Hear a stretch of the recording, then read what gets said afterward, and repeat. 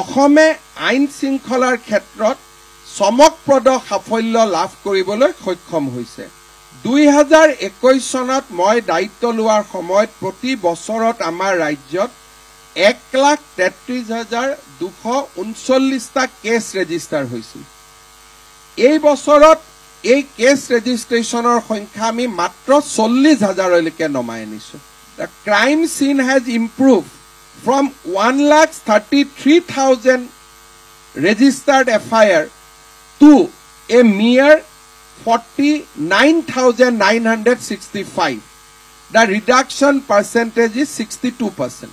মই দায়িত্ব লোৱাৰ সময়ত per lakhs crime আছিল 379. Today per lakhs crime has come down to 139. তাৰমানে 1 লাখ মানুহৰ 140 জনে এতিয়া অপৰাধ কৰে and reduction percentage is again 63. Investigation. অসমত মহিলাৰ বিৰুদ্ধে 2021ত ক্ৰাইম আছিল 30,000. এতিয়া rap, বলাৎকাৰ, molestation, any crime against women has come down to only 5,000.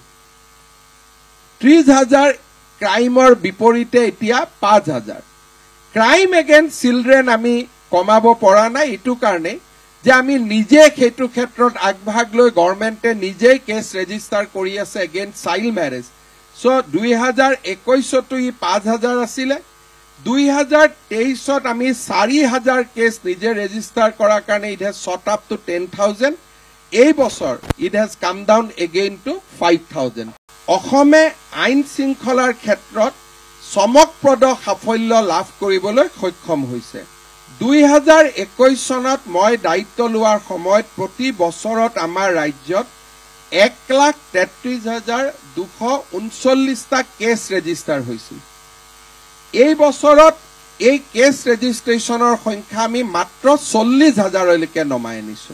The crime scene has improved from 1,33,000 registered FIR to a mere 49,965.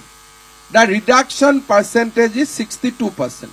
মই দায়িত্ব লোৱাৰ সময়ত per lakhs crime আছিল 379.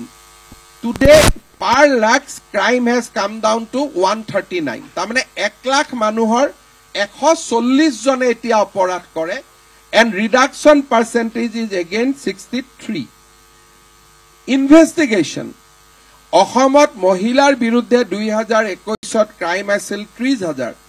এতিয়া rap, বলাৎকাৰ, molestation, any crime against women has come down to only 5,000.